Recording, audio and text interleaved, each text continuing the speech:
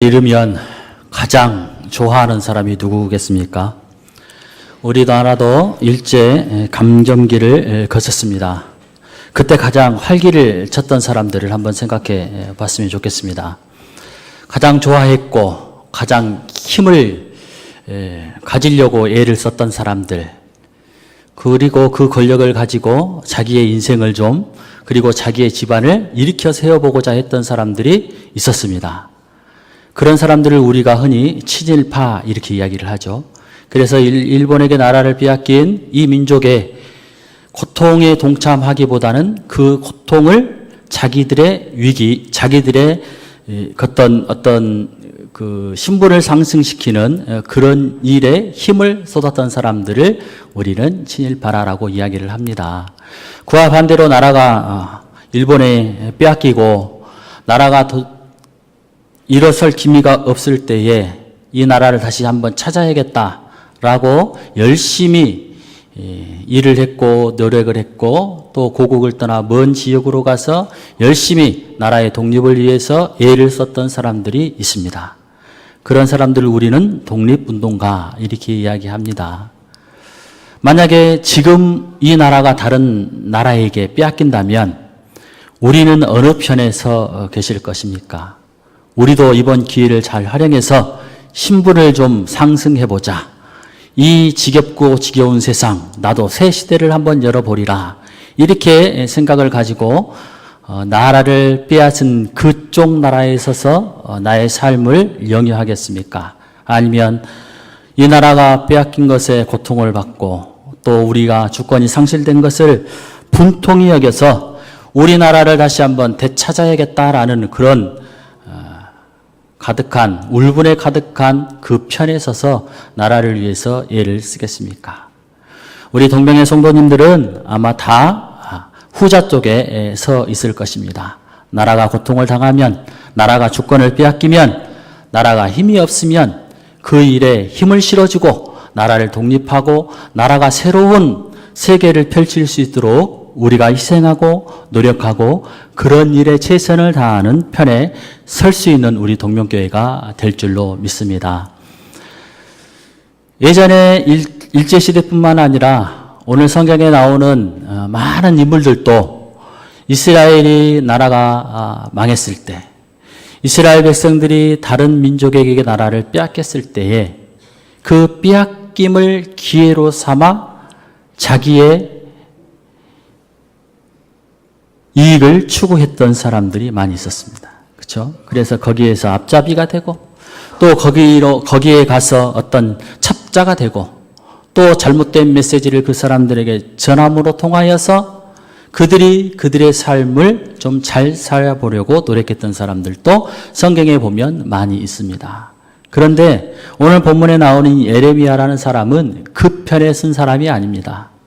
나라가 고통받고 나라를 잃어버렸을 때에 그 잃어버림의 고통으로 통하여서 슬퍼했던 사람이 바로 예레미야라고 이야기할 수 있습니다.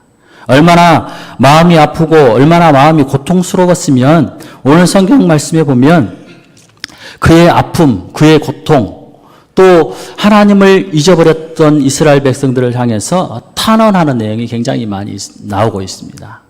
그래서 오늘의 내용은 예레미야가 이스라엘 백성들을 향해서 탄원하는 이야기, 그리고 하나님을 향해서 탄원한 이야기, 그리고 마지막 2장에 보면 하나님의 진노하심이 이스라엘 백성들에게 내려진 이야기를 기록하고 있습니다. 그러면 오늘 예레미야 선지자는 우리에게 이스라엘 백성들이 과연 무엇을 잘못했기에 이스라엘 백성들에게 예레미야가 탄원을 하고 있는 것일까요? 오늘 본문의 내용, 특별히 오늘 주보에 나와 있는 성경 제목을 절망으로부터 노래 이렇게 기록이 되어 있습니다. 이 말을 좀 줄여서 이야기하면 고통의 노래, 절망의 노래 이렇게 이야기할 수 있어요. 절망 가운데 예레미야는 하나님을 향해서 노래하고 있다라는 거예요. 비록 성경의 말씀에 보면, 오늘 본문의 말씀에 보면 이스라엘 백성들의 죄악을 이야기하고 또 다른 민족의 죄악을 이야기하고 하나님의 진노를 이야기하고 있지만 이것은 하나님을 향한 노래이다라고 말할 수 있어요. 그래서 에레미야가 이 하나님의 노래, 하나님을 향한 노래로 통하여서 이스라엘 백성들의 그 잘못된 것, 또 이스라엘을 향해서 에레미야가 하고 싶은 말을 몇 가지 하고 있다는 것을 성경에서 볼 수 있습니다. 특별히 오늘 18절 말씀에 보면 이스라엘을 향해서 에레미야가 탄식하고 있음을 분명하게 이야기하고 있습니다. 18절 말씀에 보면 여호와는 의로우시도다. 그러나 내가 그의 명령을 거역하였도다 라고 이야기하고 있어요.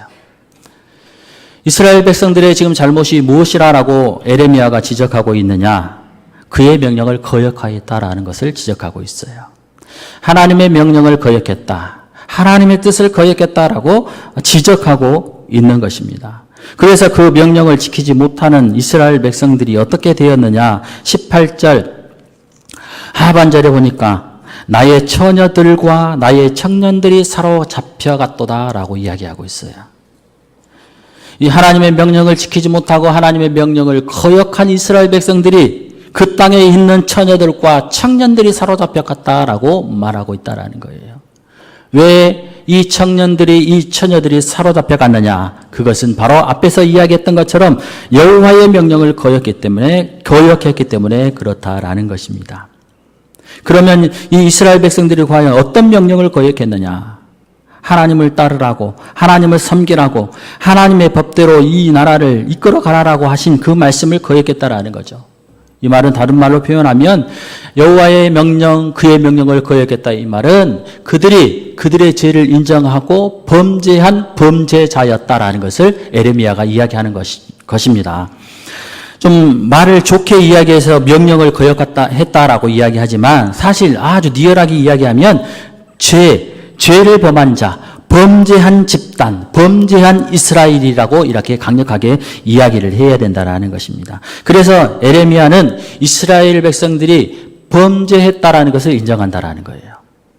범죄함으로 통하여서 너희 나라가 또 너희 청년들이, 너희 처녀들이 사로잡혔다. 포로로 사로잡히게 갔다라는 것을 말하고 있다라는 것이죠. 그러니까 첫 번째로 에레미야는 이스라엘 향해서 너희들의 죄악을 인정하라 라고 말하고 있다는 거예요. 아니에요, 나는 죄를 짓지 않았습니다. 아니에요, 나는 하나님을 잘 섬겼습니다. 아니에요, 저는 최선을 다해서 하나님을 따랐습니다 라고 말을 해도 에레미야는 이스라엘 향해서 너희들이 범죄하였다, 하나님의 법을 어겼다, 너희의 죄를 인정하라 라고 말하고 있다는 것입니다. 출애굽기에 보면 그 이스라엘 백성들이 애굽에서 출애굽한 이야기가 나오고 있습니다. 그래서 모세가 애굽에 가서 바로에게 몇 번 이 민족을, 애굽에 있는 이 가나안 민족 이스라엘 백성들을 보내달라. 그리고 우리가 저 멀리 가서 하나님이 지정하신 그곳에서 하나님을 예배하겠다. 우리 민족을 좀 보내달라라고 이야기를 합니다. 거듭거듭 이야기를 하죠. 그래서 10번까지 이야기하고 난 다음에 10번 이후에 이스라엘 백성들이 출애굽하게 되는 것입니다. 그런데 그 성경의 역사들 가운데 특별히 이제 출애굽의 그 10가지 재앙 가운데 바로가 자기가 죄인이다라고 인지하고 자기가 하나님 앞에 이스라엘 앞에 죄를 범했습니다라고 고백하는 성경의 내용이 나와요. 바로는 어떻게 보면 애굽의 절대 신이에요. 왕이지만 신권을 가지고 있고 신의 역할을 감당하고 있는 사람이 바로라는 거예요. 그런데 이 바로라는 사람이 모세 앞에서, 이스라엘 앞에서 나는 죄인입니다. 내가 하나님 앞에, 이스라엘 백성 앞에 죄를 지었습니다라고 이렇게 고백한다라는 거예요. 구체적으로 보면 출애굽기 9장 27절 말씀에 보면 이렇게 이야기하고 있어요. 7번째 재앙이 끝난 다음에 7번째 재앙이 내리고 그 다음에 우박이 막 내리고 난 다음에 온 애굽 땅이 다 초토화가 되니까 이 바로가 모세를 불러서 바로에게 이렇게 이야기를 합니다. 모세에게 바로가 이렇게 이야기를 합니다. 내가 범죄하였도다. 여호와는 의로우시고 나와 나의 백성은 악하도다라고 이야기하고 있어요. 바로가 지금 모세와 하나님 앞에서 우리 민족이 범죄하였고 나의 백성이 악하여서 당신들을 괴롭히고 있다라는 것을 인정했다라는 거예요. 인정했으면 어떻게 돼야 됩니까? 이후에는 그 죄를 범하지 않아야 되는데 오늘 바로는 보면 내가 악하다, 내가 죄를 범했다, 내가 이스라엘 백성들에게 악한 존재로 비춰졌다라고 고백을 하면서도 바로는 또다시 돌아서면 또 다른 죄를 짓고 또 이스라엘 백성들을 괴롭히고 또 그들의 발걸음을 막아서는 경우가 굉장히 많이 있었다라는 거예요. 그래서 오늘 7번째 재앙이 끝나고 난 다음에 또 8번째 재앙이 내리는데 이 메뚜기 재앙이 내리고 난 다음에도 이 바로가 또 모세를 불러서 여러 이야기를 하면서 여호와와 너희들 앞에서 내가 죄를 범했다. 내가 죄를 지었다라고 고백을 한다라는 거예요. 그래서 그 고백이 끝난 다음에 이 메뚜기 재앙이 사라지게 되잖아요. 그런데 그럼에도 불구하고 바로는 그 죄를 인정했음에도 불구하고 그 죄에서 돌아서지 못하는 삶을 살아가게 되었다라는 것이 성경의 이야기라는 거예요. 죄를 인정했음에도 불구하고 내가 악하다라는 것을 인정했음에도 불구하고 그 죄로부터 돌아서지 못하고 그 죄를 버리지 못하고 늘 끊임없이 그 죄를 범하는 모습, 그 바로의 모습이 곧 우리의 모습이 아닌지 생각해 보아야 된다는 거예요. 하나님, 내가 오늘 하나님 앞에 악한 죄를 지었습니다. 하나님, 내가 하나님 앞에 철저하게 죄를 지었으니 하나님 나를 용서하옵소서라고 고백하고 난 다음에 뒤돌아서면 내가 언제 그런 말을 했습니까? 다시 똑같은 죄를 범하고 똑같은 일을 행하고 똑같이 하나님의 명령을 거역하는 그런 삶을 살아갔던 모습이 오늘 우리들의 모습이요, 바로의 모습이요, 이스라엘 사람들의 모습이었다라고 성경에서는 말하고 있다라는 거예요. 그러니까 에레미야가 그것이 너무 한탄스러운 거예요. 하나님의 메시지는 선포되어지고 하나님의 메시지를 듣고 이스라엘 백성들이 회개하노라라고 이야기를 하면서도 불구하고 그들의 삶이 변화되지 않는 거예요. 늘 하나님의 진노가 임하는 것을 보고 이스라엘 백성들이 안타까운 거예요. 그래서 에레미야가 그를 향해서 눈물로써 하나님의 메시지를 이야기하고 있다는 거예요. 하나님의 말씀을 거역했도다. 여호와의 명령을 거역했도다. 그것이 바로 이스라엘 백성들의 잘못이다라고 오늘 에레미야는 우리에게 이야기를 하고 있습니다. 그 다음에 두 번째, 에레미야가 이스라엘 백성들에게 향하는 두 번째 죄가 무엇이냐? 19절 말씀에 보니까 내가 내 사랑하는 자들을 불렀으나, 있죠? 하나님께서 내가 사랑하는 이스라엘 백성들을 불렀는데 그들이 나를 어떻게 했다라는 이야기예요? 속였다라는 거예요. 속였다. 내가 사랑해서 이스라엘 백성들을 불렀는데 이스라엘 백성들은 내게 끊임없이 뭘 속인다라는 거예요. 나는 이스라엘 백성들을 향해서 모든 것을 오픈했고 내 마음을 이야기했고 내가 할 이야기들을 하나님께서 다 이스라엘 백성들에게 이야기를 했음에도 불구하고 이스라엘 백성들은 언제나 나를 속이는 존재로 기억되어졌다라는 거예요. 그러니까 에레미야가 너희들이 지금 속이고 있다라는 거예요. 누구를 속이고 있느냐? 살아계신 하나님을 속이고 있다라고 이야기하고 있다라는 것입니다. 참 어리석죠. 이스라엘 백성들은 참 어리석어요. 왜냐하면 하나님께서는 그 모든 것을 다 알고 있는 것을 알면서도 그들이 하나님을 속였다라고 생각을 한다는 거예요. 하나님의 모든 우리들의 마음을 다 감추었다라고 생각을 하고 있다라는 거예요. 그러면 이거 하나님께서 나를 속였다, 이 말은 다른 말로 표현하자면, 이 말을 더 정확하게 번역하자면 내버려 두다라고 번역할 수 있어요. 하나님을 이스라엘 백성들이 내버려 뒀대요. 이스라엘 백성들이 하나님을 외면했대요. 하나님을 속였다라는 것은 하나님을 외면했다라는 이야기이고 하나님을 내버려 두었다라고 이야기한다라는 거예요. 하나님은 이스라엘 백성들과 하나님 사이에는 별 관계가 아니라는 거예요.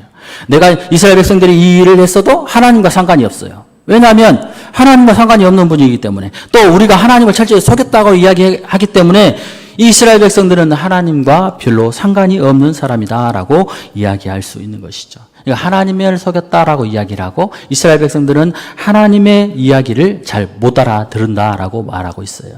그러니까 에레미야 선지자는 이스라엘 향해서 너희가 끊임없이 하나님을 속이고 있구나, 이렇게 이야기하고 있어요. 우리도 그런 경우가 많이 있죠. 하나님을 속이는 경우가 많이 있어요. 그렇죠? 한번 가슴에 손을 얹고 생각해 보면 하나님을 속여요. 감쪽같이 내가 하나님을 속였다라고 생각하는 경우가 굉장히 많이 있습니다. 그러나 우리 하나님께서는 그 속인 것까지, 그 내면에 있는 것까지 우리 하나님은 다 알고 계신다라는 거예요. 거룩하게 살아가는 것처럼 보여지지만, 사람들에게 나의 모습이 거룩한 존재로 보여지지만 하나님 보시기에는 너는 나를 항상 속이고 있다. 하나님께서 말씀하시기를 너는 나를 항상 외면하면서 살아가고 있다라고 이야기하고 있어요. 하나님이라는 이름을 부르지만 하나님 내가 하나님께 모든 것을 미어 맡기겠습니다. 내 모든 것을 드립니다라고 이야기를 하지만 우리 내면 속에서는 늘 하나님을 속인다라는 거예요. 하나님을 외면한다라는 거예요. 하나님 없이 내가 이 모든 것을 할 수 있습니다라고 이야기를 하고 있는 것이 우리의 모습이라는 거예요. 이스라엘 백성도 그랬다라는 거죠. 늘 끊임없이 하나님을 속였다라고 이야기를 하고 있습니다. 외면했다는 것, 내버려뒀다라고 이야기하고 있어요. 성경에 보면 욥이 굉장히 고난을 많이 받습니다. 고난을 받아서 어려움을 당하고 재산도 다 잃어버리고 또 자기 자녀들, 자기 집, 자기 건강까지 다 잃어버려요. 굉장히 고난스러운, 고통스러운, 인간으로서는 도저히 감당할 수 없는 그 고통을 겪으면서 하루하루를 살아가고 있어요. 근데 이 욥이 고난을 받는다라는 소식이 다 사방에 퍼졌어요. 그래서 친구들이 욥에게 찾아와서 그 고난을 위로한답시고 여러 가지 말들을 이야기를 하잖아요. 그런데 많은 사람들이 욥에게 찾아와서 그 위로의 말씀을 하지만 욥의 마음이 위로가 안 되는 거예요. 왜 욥의 마음이 위로가 안 될까요? 사람들이 찾아와서 그에게 위로를 주고 또 무엇을 사가지고 선물을 주고 밥을 못 먹으면 밥을 갖다 주고 또 돈이 없으면 돈을 채워주는데 욥은 실제적으로 그런 도움이 아무런 위로가 되지 않는다라고 이야기를 하고 있어요. 성경에 보면 욥이 이렇게 고백을 하고 있어요. 욥기 19장 13절에서 19절 말씀에 보면 자기에게 많은 사람들이 찾아왔다라는 거예요. 자기에게 많은 위로를 주기 위해서 사람들이 찾아왔다라는 거예요.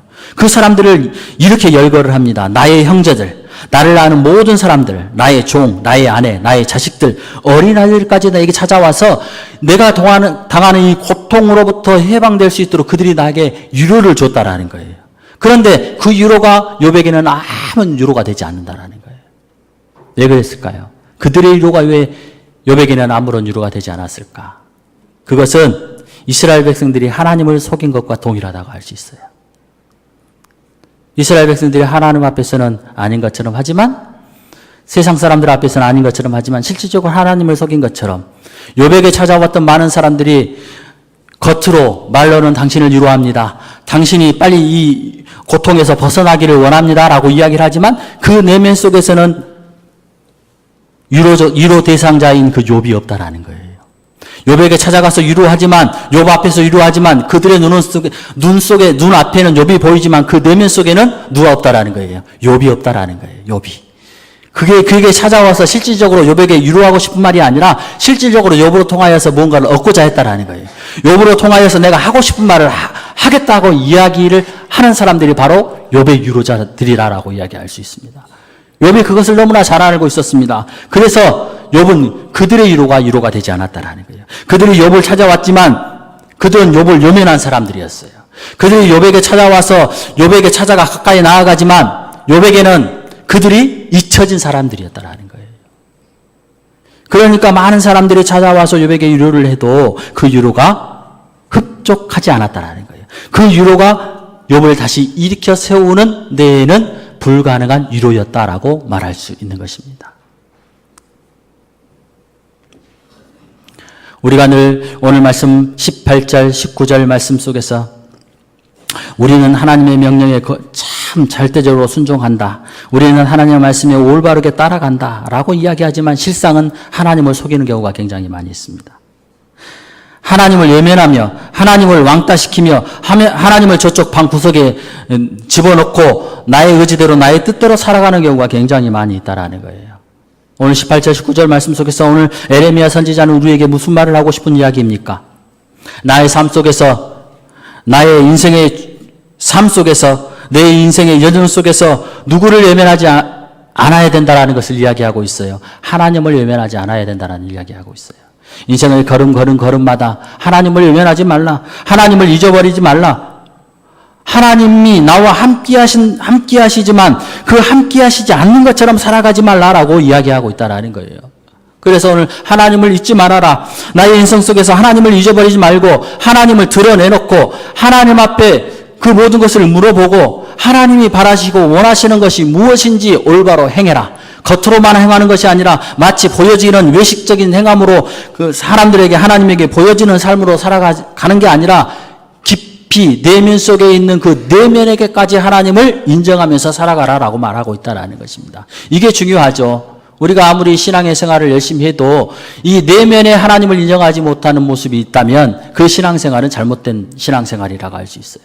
그래서 우리가 하나님 앞에 나아갈 때는 철저하게 겉으로가 아닌 내면으로 내 마음속 깊은 곳에서 하나님을 인정하고 그분이 나와 함께 하신다라는 것을 인식하면서 살아갈 때에 우리가 그 하나님을 바로 섬길 수 있고 하나님의 명령을 온전히 지킬 수 있다라는 거예요. 그래서 내가 그의 명령을 거역하였도다. 이 말이 우리에게 해당되는 말씀이 안 되는 거예요. 하나님의 말씀을 온전히 순종하고 겉으로나 내면적으로 하나님의 말씀을 잘 순종하면 하나님은 우리에게 이렇게 이야기하겠죠. 너희가 내 명령을 잘 지켰도다. 이렇게 말할 수 있다라는 것입니다. 이게 바로 에레미야가 이스라엘 백성들을 향해서 한 이야기라는 거예요. 너희가 하나님을 거역하였다. 그리고 너희가 하나님을 외면하였다라고 이야기를 하는 거예요. 그 죄 때문에 이스라엘 백성들이 큰 아픔을, 고통을 겪게 되는 것이다 라고 말하고 있어요. 그러면서 에레미야 선지자는 20절 말씀에 그 고통을 많이 받아라. 그래, 너희들이 잘못했으니까 하나님의 고통을 받는 것은 당연한 일이다 라고 말하는 것이 아니라 20절에 또 말씀에 20절에 어떻게 이야기하고 있냐면 그 고통으로 너희들이 헤어나왔으면 좋겠다라는 그런 바람의 이야기를 하고 있어요. 너희가 고통을 당하고 나라를 빼앗기고 소망이 없고 절망 가운데 살아가지만 그럼에도 불구하고 나는 이스라엘 백성들이 다시 회복되기를 원한다라고 이야기를 하고 있는 것입니다. 그러면서 이제 20절에 여호와여 보옵소서라고 이야기하는 거예요.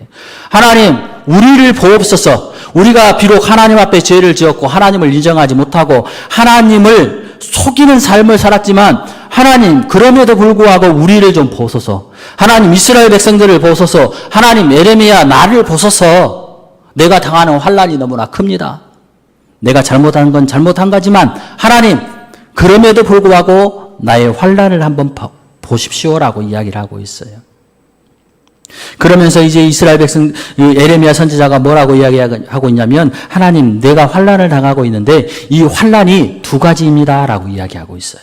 어떤 환난이냐? 오늘 20절 말씀에 내가 환난을 당하여라고 이야기하면서 그 이하의 말씀에 자기가 이스라엘 백성들이 에레미야가 당하는 그 환난의 이야기를 두 가지로 이야기하고 있어요.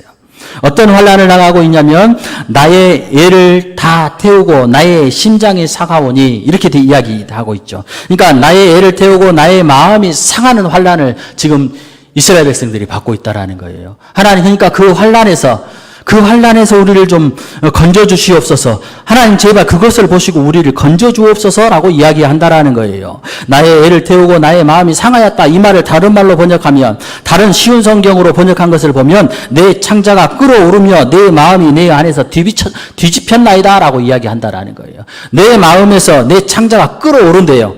내 마음이 내 안에서 막 뒤집힌대요. 그만큼 에레미야의 마음 속에 그런 고통이 심하다는 거예요. 빵을 만들면 발효를 시켜서 그것을 부풀어 오르게 하잖아요. 마치 효소를 넣어서 뭔가를 부풀어 오르게 하듯이 이스라엘 백성들의 마음, 또 에레미야의 마음이 그렇게 부풀어 오른다라는 거예요. 뭐 때문에요? 환난 때문에, 고통 때문에, 하나님이 주시는 그 고통 때문에 이스라엘 백성들이 에레미야가 도저히 힘들어서 살아갈 수 없다라고 이야기하고 있다라는 거예요.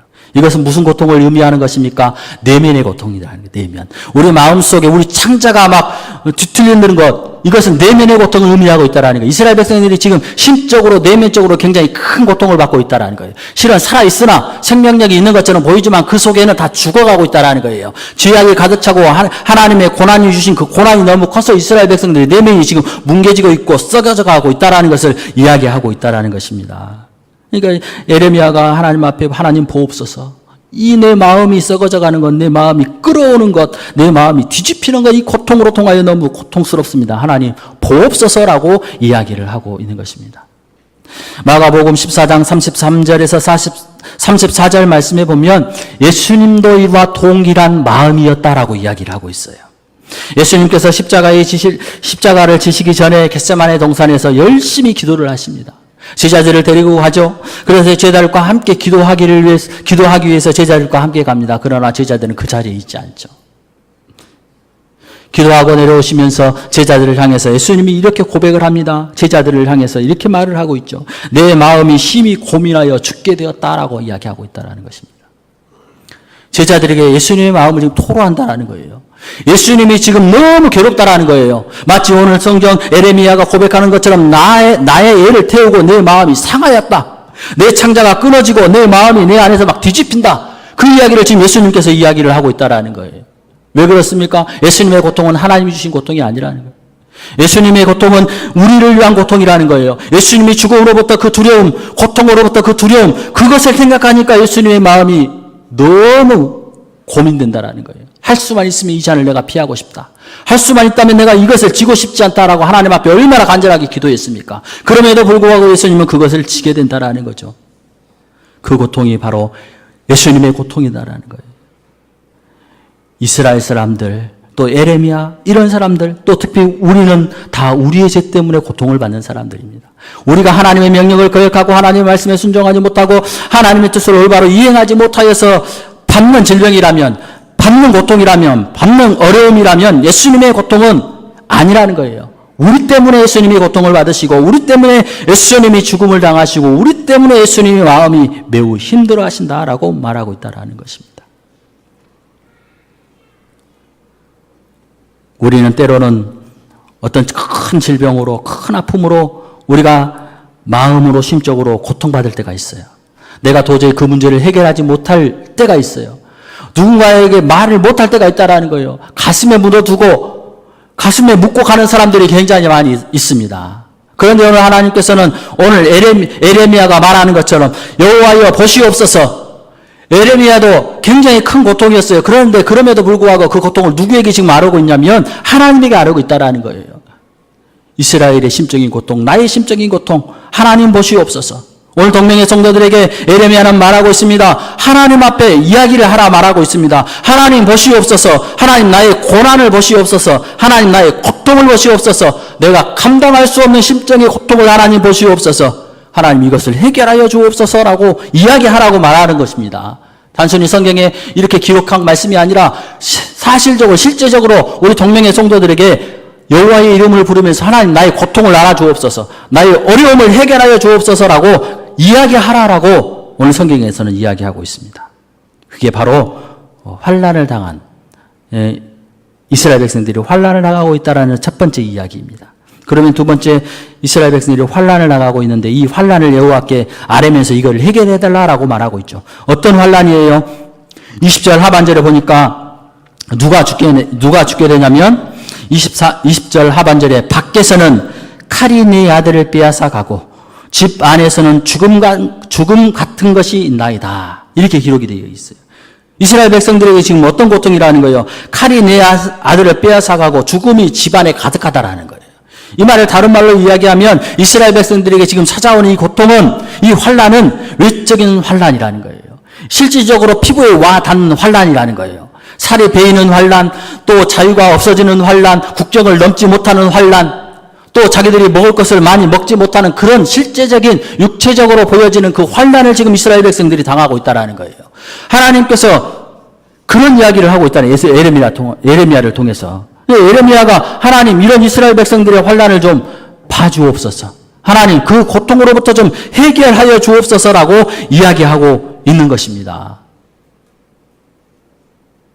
지금 이스라엘 백성들은 어떤 상태입니까? 심적으로는, 내적으로는 죽은 상태요.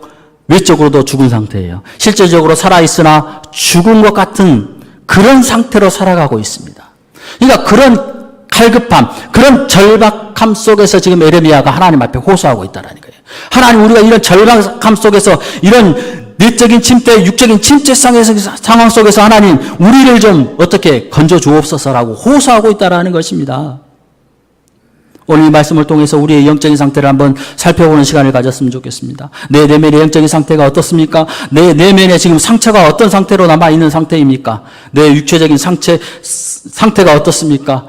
육체적으로 다가오는 그 고통, 고난이 지금 어떤 상황에 처해 있습니까? 그런 것들을 잘 진단하여서 과감하게 누구에게 아뢰라는 이야기입니까? 바로 하나님께 아뢰라는 이야기예요. 내적인 고통, 외적인 고통, 영적인 상태, 육적인 상태, 그 모든 것들을 내가 진단해서 하나님 앞에 과감하게 말할 수 있는 성도가 되어야 된다는 거예요. 에레미야처럼 당당하게 여호와여 보시옵소서, 하나님 보시옵소서, 나의 이 모든 것들을 보시고 나를 치료하시고 나의 모든 문제를 해결하여 주옵소서라고 이야기한다라는 것입니다. 우리 동명의 성도들이 이런 동명의 성도들이 되었으면 좋겠습니다. 그냥 떳떳하게 하나님 나 죄 지었는데 얼굴도 못 들고 머리를 푹 숙이면서 그렇게 회개하는 것이 아니라 당당하게 하나님 나 연약한 거 아시죠? 하나님 나의 부족한 거 아시죠? 하나님 내가 말씀대로 살아가기를 노력했는데 하나님 내가 살지 못했습니다. 하나님 나를 보시옵소서, 그리고 나를 용서하소서, 나의 모든 문제를 해결하여 주옵소서, 이렇게 하나님 앞에 외치는 성도들이 되었으면 좋겠습니다. 그리고 난 다음에 21절 말씀에 보니까 이스라엘의 문제만 해결해 달라는 것이 아니라 이스라엘을 굴복시키는 그 사람들도 하나님 좀 해치워 주옵소서라고 이야기하고 있어요. 결국 이스라엘 백성들은 누구에게 지금 나라가 멸망당했어요? 이방 민족에게 나라가 멸망당했잖아요. 그러니까 자기들의 나라를 멸망시킨 그 나라 사람들이 이스라엘 백성들이 고통받는 것을 보고 지금 너무 매우 기뻐한다라는 거예요. 하나님, 우리가 고통을 나가고 있는데 저들은 기뻐하고 있고 즐거워하고 있고 우리 고통으로 통하여서 그들은 춤추고 있습니다. 하나님, 저들도 동일하게 재난을 당하게 하옵소서라고 이야기한다라는 거예요. 우리가 당하는 이 고통, 하나님, 나만 당하면 안 되겠으니 하나님 저들도 좀 고난과 재앙을 당하게 해 주옵소서라고 이야기하고 있습니다. 21절 마지막 절에 보니까 그들이 나와 같이 되게 하소서라고 이야기하고 있어요. 그러니까 에레미야가 받는 고통, 이스라엘 백성들이 받는 그 고통, 하나님 그 고통을 다 그들도 받게 하옵소서라고 이야기하고 있어요. 왜 에레미야가 이렇게 이야기할까요? 어떻게 보면 에레미야가 못된 사람처럼 느껴질 수 있잖아요. 그런데 왜 에레미야가 이 말을 해요? 이것을 어느 관점에서 보니까 이 말을 할 수 있어요? 하나님의 공의의 관점에서 보니까 이 말을 할 수 있다는 거예요. 하나님의 의로 보면, 하나님의 공의로 보면 이방 나라나 이스라엘 민족이나 똑같다라는 거예요. 하나님 앞에 제약된 존재, 하나님 앞에 불경한 존재, 이방 사람이나 이스라엘 민족이나 똑같다라는 거예요. 그러니까 하나님의 공의의 편에 봤을 때는 이스라엘 사람들이 벌받는 것도 당연한 일이요, 이방 사람들도 그 고난에 동참하는 것도 동일한 이야기를 하는 거예요. 하나님의 공의의 관점에서 봤을 때 이방 사람이나 선택선 사람이나 동일하다라고 이야기를 하고 있는 것입니다. 하나님의 공의에 의해서 우리가 세상 사람들을 봐야 됩니다. 하나님의 공의에 의해서 우리가 세상을 바라보고 우리 교회를 바라봐야 돼요. 하나님의 공의가 사라지고 하나님의 공의의 잣대가 허물어지면 이 세상의 공의로는 그것을 감당할 수 없다라는 것을 오늘 말하고 있는 것입니다. 그래서 오늘 이 시간 이 말씀을 통해서 우리가 이렇게 기도를 해야 돼요. 하나님, 이 나라가 하나님의 공의로 통치되게 하옵소서. 하나님, 이 나라가 하나님의 의로 통치되게 하옵소서. 하나님, 우리 교회가 하나님의 공의로 통치되어지는 교회가 되게 하옵소서. 사람의 여건이나 사람의 그 어떤 가치관으로 교회와 나라가 통치되어지는 것이 아니라 하나님의 공의, 하나님의 정의로 그 나라가 통치되게 하옵소서라고 이렇게 기도를 해야 돼요. 때로는 사람이 그것을 이기는 것처럼 보여지지만 하나님의 공의는 절대 이길 수 없습니다. 하나님의 공의의 승자는 하나님이라는 거예요. 하나님의 의의 승자는 하나님이라는 거예요. 잠시 하나님이 그것을 보류하고 먼 훗날 심판의 자리에 그때 가서 하나님의 의를 선포하실 때까지 미뤄주시기는 하지만 그럼에도 불구하고 하나님은 이 나라를 공의로 선포하고 있다라고 말할 수 있습니다. 마지막으로 2절에 보면 2장 1절에 4절 말씀에 보면 예루살렘에 대한 진노가 있어요. 진노의 형태가 많이 있어요. 이 진노의 이야기를 보면 에레미야의 이야기가 너무 가슴이 아파요. 에레미야가 그 말을 할 수가 없어요. 그럼에도 불구하고 에레미야가 노래를 하고 있어요. 이 노래가. 어떻게 노래하고 있느냐? 예루살렘에 구체적으로 하나님의 진노가 임할 거다. 어떻게 임할 거냐? 모든 성과 모든 도시가 정복을 당하고 짓밟힐 것이다. 거주지를 넘어서 방어시설까지 하나님께서 다 무너뜨릴 것이다.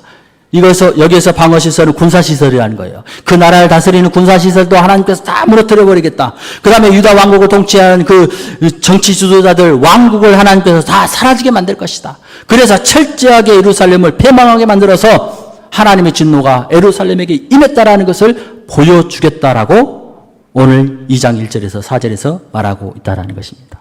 그러면 왜 이스라엘 백성들이 하나님의 진노를 받게 되었습니까? 그것은 앞절 18절 19절에서 나오는 말씀이 해답이 있어요. 여호와의 명령을 거역하였고 하나님을 외면한 삶을 살았기 때문에 이스라엘 백성들이 하나님의 진노 아래 놓였다라는 거예요. 하나님께서 이스라엘 향해서 진노할 수 있었던 이유, 하나님께서 우리를 향해 진노하실 수 있었던 이유, 그것은 딱 한 가지 이유예요. 그 이유가 뭐예요? 18절 첫 번째 단어에 나와 있습니다. 여호와는 의로우시다. 여호와는 의로우시다. 그러니까 하나님께서 우리를 향해서 진노를 할 수 있다는 거예요. 하나님 만약에 불의하시다면, 하나님이 악이 있다면 우리를 향해서 어떻게 진노를 내리시겠습니까? 하나님은 의로우시기 때문에 우리에게 진노하시고, 때로는 하나님께서 의로우시기 때문에 우리에게 찾아와서 너가 잘못되었다, 너의 행동이 잘못되었다, 너의 믿음이 잘못되었다, 너의 신앙의 습관이 잘못되었다라고 하나님께서 우리에게 말하고 있다는 거예요. 그것을 우리가 달게 받아야 우리의 믿음이 성숙이 되어질 수 있는 것입니다. 결론적으로 말씀을 맺겠습니다. 하나님은 의로우신 분이십니다. 하나님은 의로우신 분이십니다. 그러므로 통하여서 에레미야가 환난을 노래할 수 있었어요. 고통을 노래할 수 있었어요. 절망을 노래할 수 있었다라는 거예요. 우리가 이것을 인정할 때 우리의 삶이 고통스럽지만 하나님을 노래할 수 있어요. 우리가 하나님이 의로우신 분이다라는 것을 인정할 때 우리의 삶을 주님께 맡길 수 있어요. 그리고 하나님을 노래할 수 있어요. 내게 해준 것이 없어도, 내게 준 것이 아무것도 없어도, 그래도 하나님은 의로우신 분이기 때문에 우리가 노래할 수 있다라는 것을 기억하시면서 오늘 한 주간 살아가시면서 우리 동명의 성도님들이 하나님은 의로우신 분입니다, 이 메시지를 가지고 우리 성도들의 삶으로 우리 여호와를 노래하면서 살아갈 수 있는 귀한 동명의 성도들이 되었으면 좋겠습니다. 기도하겠습니다.